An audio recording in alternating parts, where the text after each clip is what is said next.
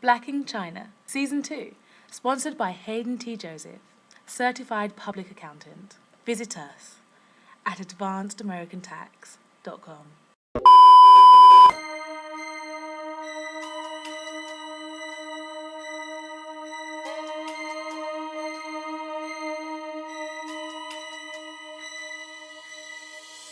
你们现在就在看黑人在中国。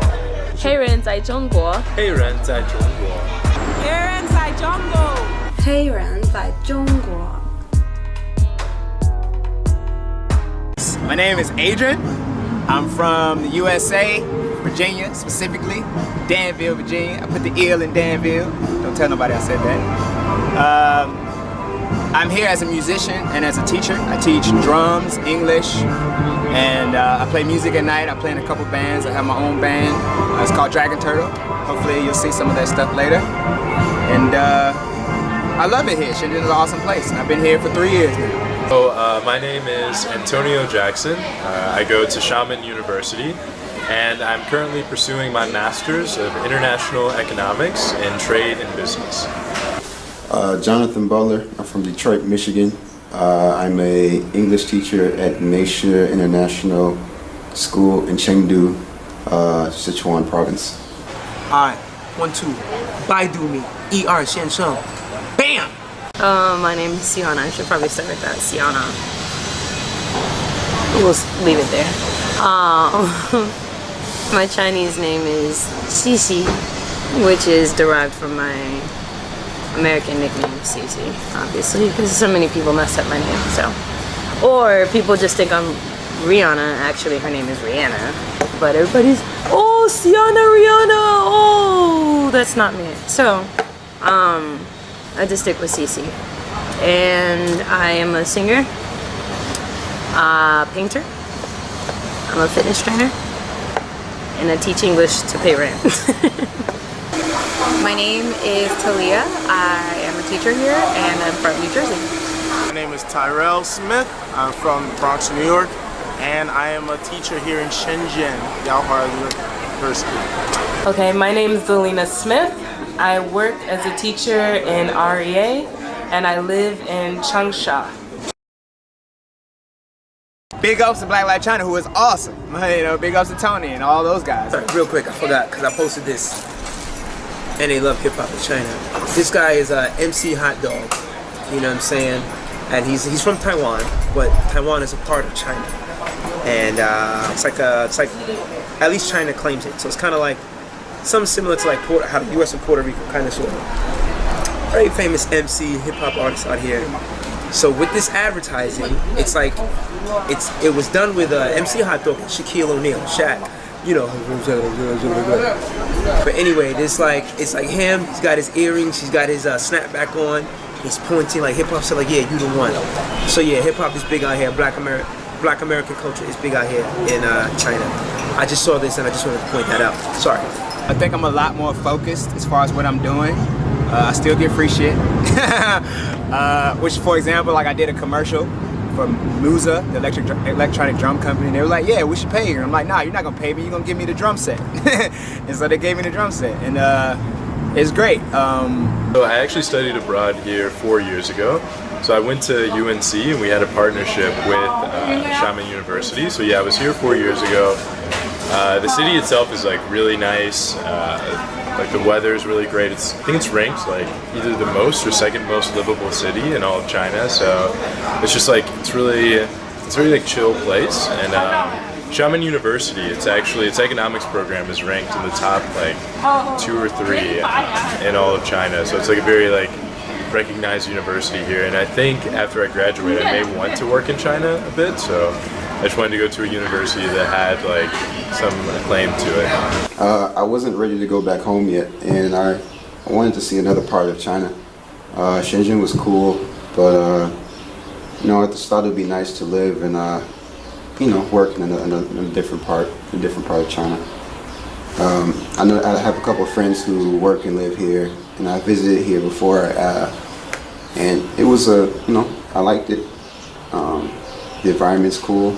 Now I'm opening up to you, okay? To all my people out there who are looking I'm opening up. I'm showing Mr. 1-2's. I'm being vulnerable. That's the phrase my life coach said. I'm being vulnerable. Things have been going awesome. I just finished filming a movie in which I had I was the second role. I was the co-star to the main role. Yes, Black American man in China, correct. Speaking in English and Chinese. They wanted me to speak in English because my role was I was like fresh off the jumbo jet, you know, landing in China. But for growth for my career, I fought to speak in Mandarin, in Chinese, which I did, which is very hard. Acting in Chinese language and you're not Chinese, it's very hard. Well, no, I'm not teaching anymore. And I'm definitely not teaching an hour and a half away from where I'm working 6 nights a week. I'm living a 10-minute walk away from my nightly job, which is a German restaurant called Planner Brauhaus. So I work there 6 nights a week, and I'm still working at another restaurant on my night off. So I'm singing 7 nights a week, at least 3 hours a night, which is a lot of work. It's been worth it though. I've learned a lot about myself. I've learned a lot about what I want and what I don't want. And I'm a fitness trainer. Right now I have 2 clients. I'm going to be building up a business pretty soon, which I'm really excited about, using all body weight, no weights, no extra stuff. Targeting women and at-home moms and families. So dad, mom, and kid together on the weekends. And I'm painting music because I'm synesthete and I see colors when I hear music, and that's what I paint. Along with unique touches and emotions and sounds. I can see those in color patterns, so my paintings are usually pretty interesting. I can explain them all, I'm not crazy. It's an actual thing, science has proven it. I watched a documentary last night. And so that's what I'm doing right now. Well, I'm working on my Chinese, and then once I finish with that, I will start a job and possibly go to school. I know why the second year. I'm not the type of person that just does something one time and expect perfection. And even if it is perfection, I want to make sure that it works. So I was on my 2-year plan for China. I think I figured out a lot of things in my second year, and I wanted to try my 3rd year to see if, in the same school at all, to see if I can work out some kinks, so to speak, and enjoy myself even better and better myself. So I've come back to Changsha from Shenzhen because I didn't really like Shenzhen that much, probably because of the job I had. But I've been working here for about another year. I worked for Web for a year now. I've started at another school called REA, but I'm probably going to end up leaving that school as well. I've been finding more ways to use like my gifts and like my skills. Like when I was in America, I was a counselor. I was a youth and family counselor for maybe 3 to 4 years. And I haven't, since I've been here the last 3 to 4 years, I haven't been able to use those skills until recently. I got in with some like people doing health movement retreats, and I started like a wellness mental health group, and so that's been really great. And I also have been working out a lot, so if you see season 1, you'll see how fat I am and you see the big difference. So I've also linked up with people that are really concerned with their health and eating well, and so that's the thing I've been focused on the most in the past 6 months. Is like, how can I improve my mind, how can I improve my body, and use my skills positively to help other people that are in my situation, that are new to China, or it's just crazy for them, or whatever. So, yeah. I have a 5-year plan, so this is all in line with the 5-year plan. Maybe now it's a 7-year plan. It was a 5-year plan, but now it's 7 years. But I'd always planned after I graduated, I wanted to go abroad for at least 2 years, live and work in a different country. So I did that, and I always knew that after those 2 years, I was going to go to grad school. So initially, I was planning on doing grad school in America, but I'm here, and it's been great so far. But yeah, so after I work here, I want to. So that's the thing, like with masters like abroad and in other places, sometimes they're not necessarily recognized, like in the U.S. or in some other places. But so if after I graduate, if I work for an economics firm or a consulting firm in China, My degree may not be recognized. It probably will be, but if it's not, I mean, my experience, like working in China, will definitely be. So, yeah, I can see myself doing that, and then foreign service, hopefully, eventually. So. Man, Chengdu is awesome. Chengdu is cool. Like I like Chengdu. I prefer it a little bit better than Shenzhen. It's not as big as Shenzhen. I am the #1 and only one black man in China to win the #1 TV show in the country. So popular that it actually has a YouTube channel. Why is that important? Because YouTube is illegal in China. Think about that. So, and why did I do that? Why did I win? Because I was selected, and because by the host, who is one of the top hosts of the TV show in the country, and I was selected by him to return and come back, and I won. What did I win? Great question. I won a girl. And again, it's a dating show. So I won the girl, quote unquote, and I also won a all expenses paid trip to the Maldives. And why is that important? Think about it. A black American, well, we'll leave out the American part. A black man in China, where literally people run from the sun because, you know, the culture in Chinese culture is white is right. You know, not saying anything prejudiced or racist at all. This has nothing to do with that. It's just that it goes back 5,000 years ago to the origin to the Ming dynasty and the Song dynasty and the Qing dynasty, in which you know, if you had white skin, which meant you were not out in the field. Similar with Black American culture with the field, N-I-G-G-E-R, and the house, N-I-G-G-E-R. You see what I'm saying? So, why is that important? A black man won on national TV a Chinese girl. Think about that. I'll wait. That's why that's important. What else has changed? I've done a few other TV shows, guest appearances. Also won a couple other TV shows. Performed in a couple of TV shows. Did a couple more movies. A couple more TV series.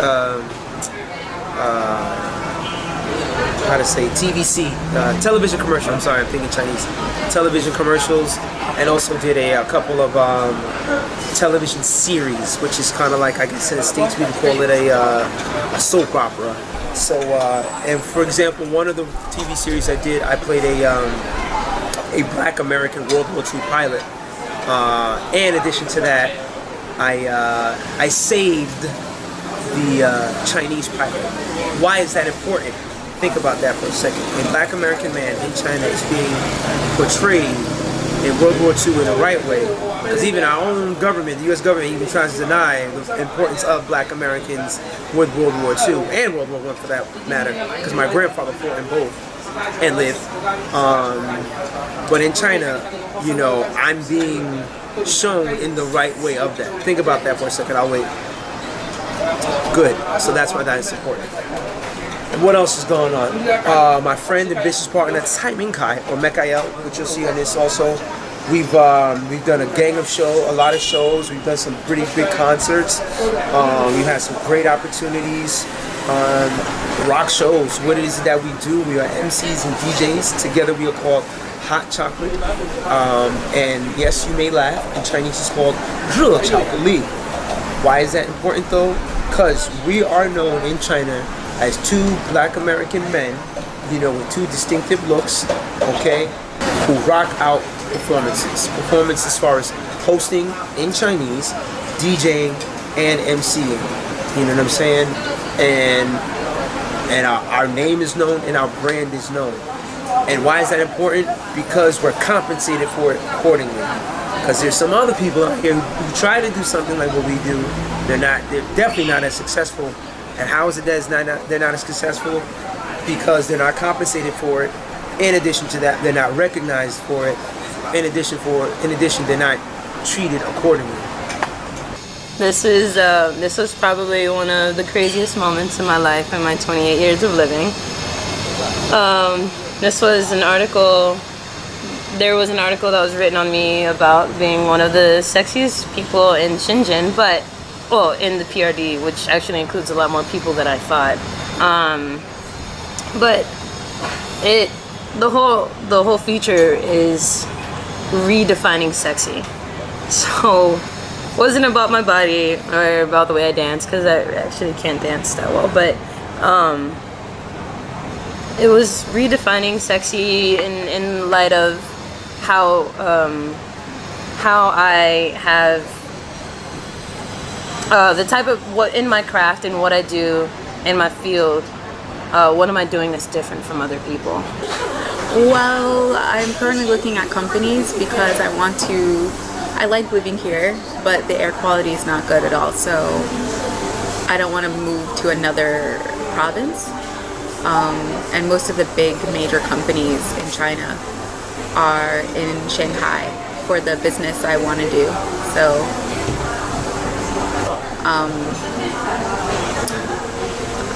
a lot of them are actually switching offices, it seems like, or opening other offices in the south, in like Hong Kong, in Shanghai, in Shenzhen, and in Guangzhou. So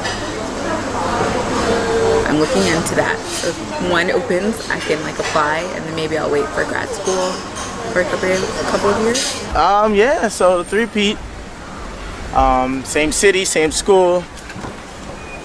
There's yeah, it's full-on three-peat. There's next year, I don't know if I can do it again. Gonna have to be a lot of changes if I'm still in China, if I'm still in Shenzhen. But yeah, for the third year though. I taught a few kids who were deciding to go to America to study. So a lot of them actually needed help with the science terminology from their textbooks. That was very confusing from them. So anytime they had students like that, they would send them to me because I knew the terminology that was required. My boy Tony from Guangzhou, he did a Black Life China, podcast, and because of that, he made a Black Life China WeChat group. WeChat is the mobile social app that everybody in China uses. For all of you that don't know, and because of that, groups have happened since you've been gone. Like before you, I think groups just started. Like last time we were together, but Fulbright scholarship, yep, Fulbright grant. Thank you, Fulbright, that's awesome. I really appreciate that. And because of that, he was able to bring a lot of, people together that didn't necessarily know each other, through WeChat groups. And so now, I'm in at least like 2 or 3, WeChat groups. It's just all black people. Like Black Life Shenzhen, Fall in Love with Yourself is another one that I'm in. One was created by a hairdresser that makes like natural hair care products, and like she just wanted to get the name out about her hair care products, and she also does locks. And she wanted to get the word out about that, so she created a group mostly for sisters, but it's like it's a supportive, supportive group network for black sisters, but it became a supportive network for just black people in general. And because of that, I meet people all the time, like meeting Naomi earlier, like, oh, I seen you before. Where did I see you before? I feel like there's more. In the past year, I've heard a lot more African American or African influenced things, happening at a higher rate. Hip hop. There are a lot more hip hop parties than there was before. Even though there might not be as many, African or African American faces in these parties, it's a celebration of our culture. And it's to be appreciated, in my opinion. Every time I go to a hip hop party, I'm in China, I'm just like, what? I'm in a hip hop party in China, and it happens more frequently. There's one tonight that we're missing. But it's a big city, but unlike the big city, unlike other big cities like Shanghai and Shenzhen and Beijing, the pace is really slow here. The people are a lot. Laid back. There's not a lot of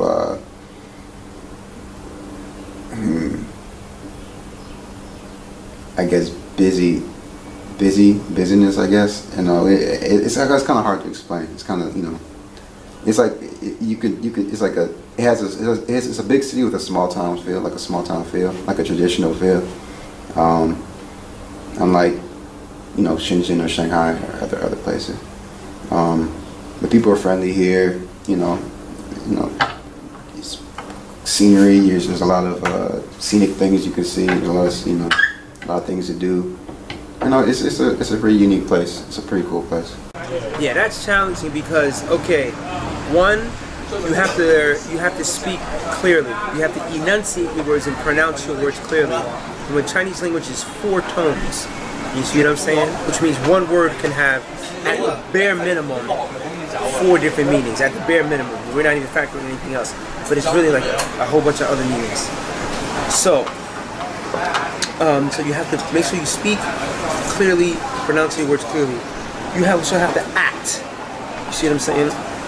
And then you also have to understand what your co-star is saying, the person who you're acting against, what they're saying, and then you also have to take in the scene.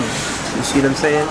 You know, are you in a paddy field, you know, making rice? So what would a person in a paddy field be doing, making rice? You know, how would they be acting? You know, that's where the actual acting part comes in. So like it's very challenging. In addition to that, you know, because you are, in this case I'm gonna say foreigner. Because you are a foreigner and you are acting, a lot of times, not even a lot of times, most of the time, the crew is still in amazement with you.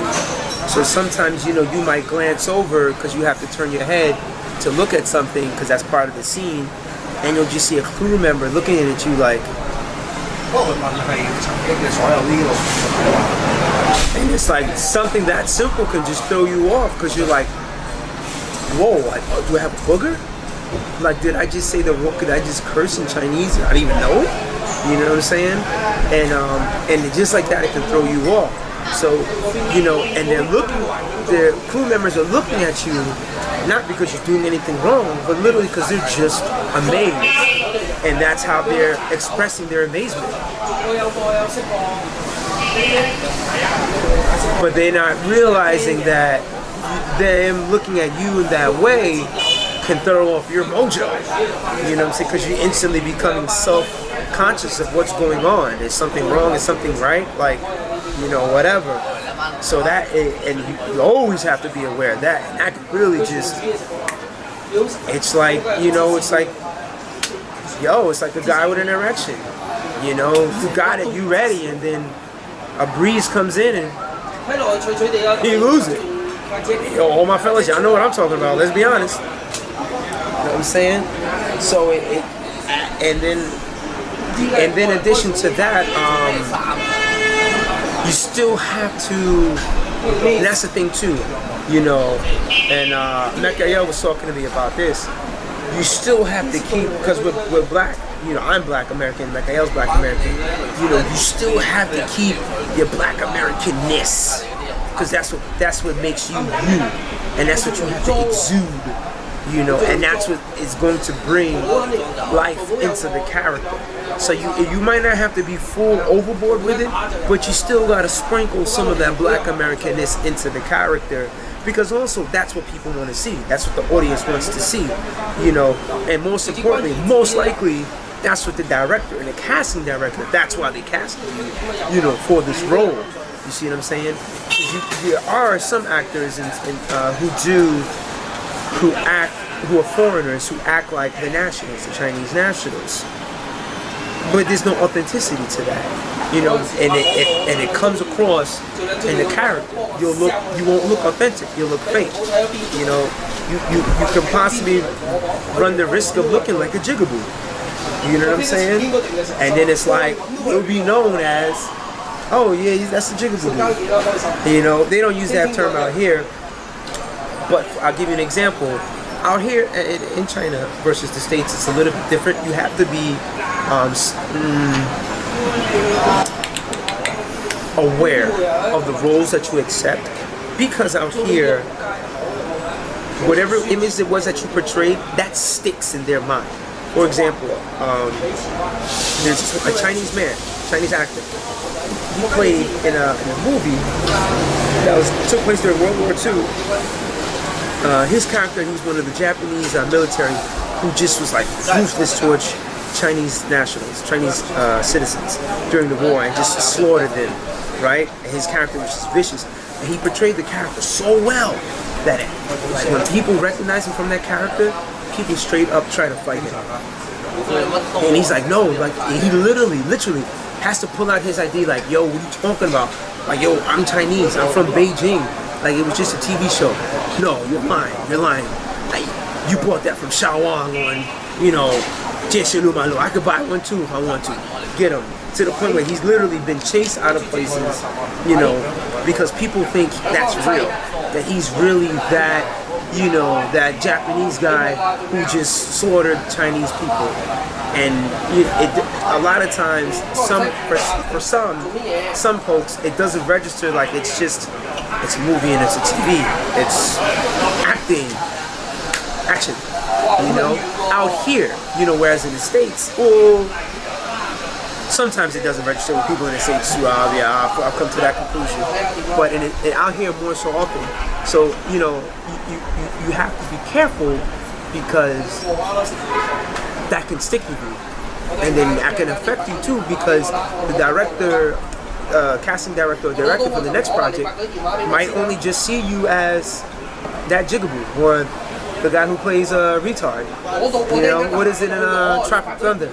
Everyone knows you can't go full retard. You know what I'm saying? Like how Robert Downey Jr. said to Ben Stiller's character. And excuse me, I know the proper term is not retard. I'm quoting from a movie. I understand it's mentally challenged. Obama just changed it. I understand. But I'm quoting from a movie. It's okay. So yeah, you really have to be careful. And in addition to that, you know, I didn't come all the way out here to be portrayed in some type of negative light. You know what I mean? Like, that's working backwards. Yeah, I left the States to bring my one-tuneness out here. Period. That's what it is. This picture came out of nowhere. I didn't think they were gonna use it. And I thought it was too sexy of a picture. It was just my headshot that I sent them when they asked for it. But they told me the day before it came out. By the way, we put your picture on the cover of the magazine. I thought it was gonna be, you know, like this, you know? But that's not what it was. So everywhere that I was going, I was seeing me staring at me. And that is crazy. That is crazy. And yes, I did have clothes on under that, just in case anybody's wondering. There was a top. It was very low, but there was a top. And the photographer is very great. His name is Kevon Richardson. He's located in Atlanta, Georgia. Luxury retail, international luxury retail, or fast-moving consumer goods. Just wanting to like learn more of the language and culture, and taking my time with. I feel like getting to real life because I don't feel like China and my current life is real life. So I'm young and I will have real life soon. Yeah, man. I've definitely learned that it's true that the more you work, the harder you work in China, the more work they give you. The better they think you are at something, the more they give you and with less explanation. I like Changsha because it's not the countryside, so there's nothing, not like there's nothing here, but at the same time it's not Shenzhen where I think there's too much temptation, which means I don't talk to enough Chinese people. Shenzhen has a very large foreigner community, and Changsha is getting a large foreigner community, but I don't know everyone. And it's more pocketed than anything. You mainly have students, teachers, the older ones, where Shenzhen has an area for the foreigners, and there's a lot of foreign food, which means I can easily avoid Chinese food, which I try not to do. I actually want to live in China if I'm going to be in China. So Changsha is a good like balance. Also, it's fun to watch Changsha grow. Because honestly, when I first came to Changsha, they didn't even have a subway. And now they have one, and they're working on their second one. And they're adding more Western culture things. And it's interesting to watch them try to grow to be a bigger city. Funk, like early in the interview, you hear funk music a lot more now. A lot of the DJs, you know, have like incorporated that into like their sets. And you hear it a lot. It's a group called Sunset Funk. That's all they play. It's just funk music, you know.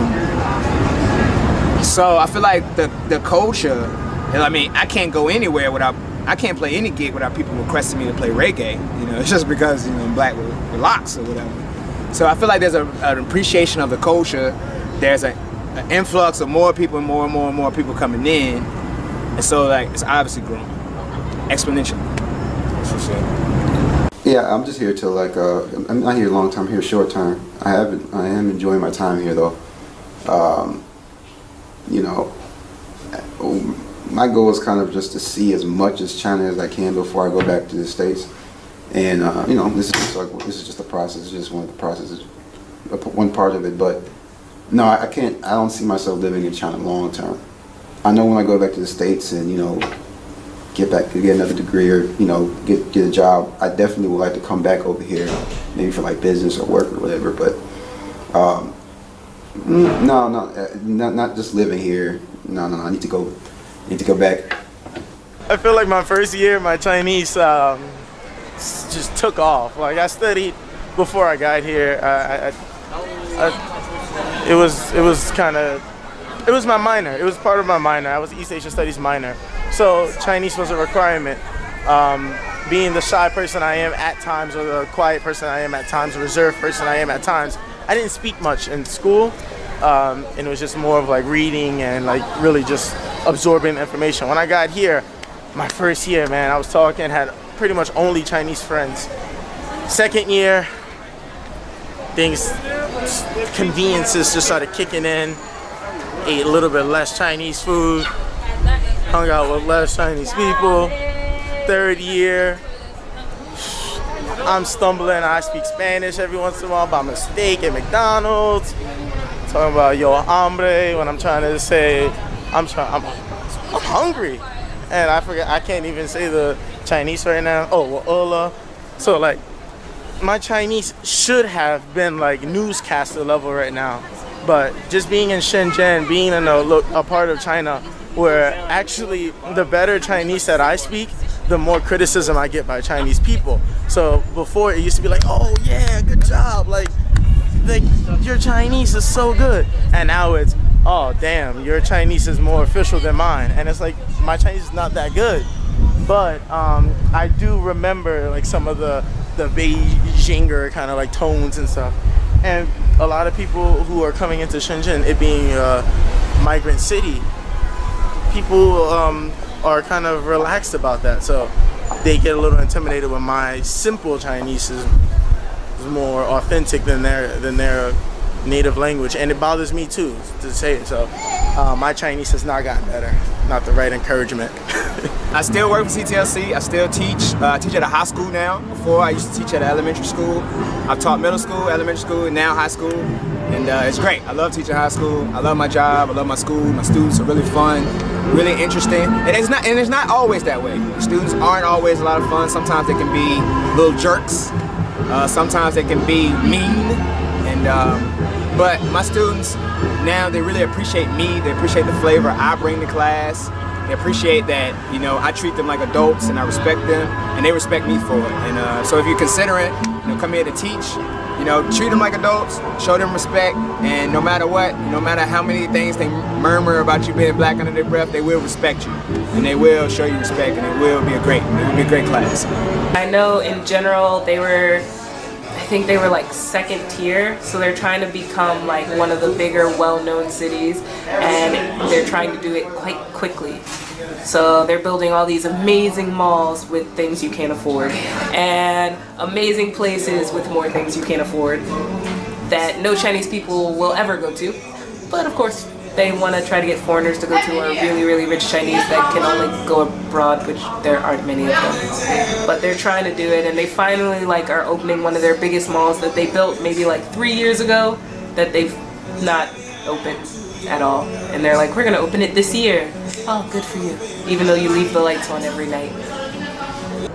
Access. People have more access to things now than they did 4 years ago when I first got here. I mean, this whole beach wouldn't have existed. This whole inner urban beach would not have existed 4 years ago. I mean, because there's so many like foreign owned, like foreign influenced projects, like the local community is more accepted of it and more willing to work with it because they see an opportunity as far as cash goes, but they also see an opportunity as far as diversity and being a company that, you know, steps out and wants to explore, like having a band, you know, that's with foreigners, or having a party that's promoted by foreigners, or like working with a foreign business executive, or working with a foreign accountant, or whatever that may be. You know, I think people have more access because people are more open to it as, you know, they're more familiar. For example, like, you know, this picture of LeBron. I mean, LeBron's been famous forever, but I mean, just the image of, you know, me personally, just to see images of black men all over the city all the time,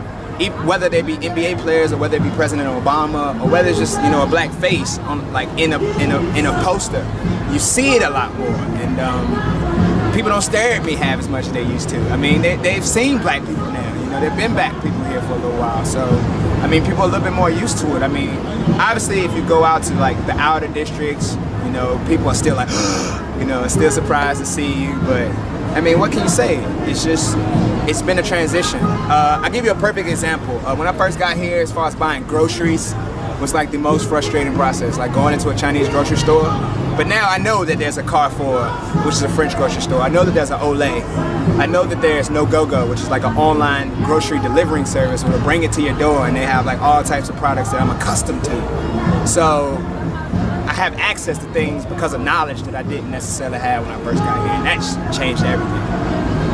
I'm just living. I'm not trying to become something bigger or anything, or trying to make like a footprint in China. I'm just like, I'm enjoying what I'm doing now, teaching, saving, living life, figuring out what life is like outside of, you know, school.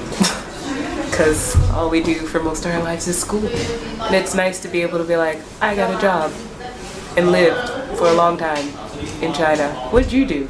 Oh, lived at home. Okay. I'm from Baltimore. Like, sadly, trying to get a job in Baltimore is ridiculous. It's been weird, especially when the riots happened back home. I was really worried for my family, so I called them like almost every day just to make sure like everything was okay. I was like, literally, if you want me to come home, even though I know it's not safe, like, I'll come home if needed. But I was like, don't you dare come home, I'll beat you. I was like, okay, I won't come home. But it was interesting to hear about things happening back home, especially like, living in Baltimore that long, nothing that serious has happened before. So the one time it happens, I'm actually out of danger and out of the way, and it's like kind of interesting for history to kind of happen, and I'm in another country. All my mom and them were kind of at home. I was almost like, you should come to China for like a month. Just leave America for a little bit. Come stay with me. I mean, excuse me, Iceman. Oh, that's why I know him, through my crazy ass, really crazy Shankamofo cousin. Yeah, Harold. He's 6'4". He's like me, but times 20. Yeah, he's a motive actional speaker, not motivational, motive actional speaker. And we have the same birthday. What's up, cuz? And they're Group 5 Group Brothers. It's not a fraternity. Social Fellowship Incorporated.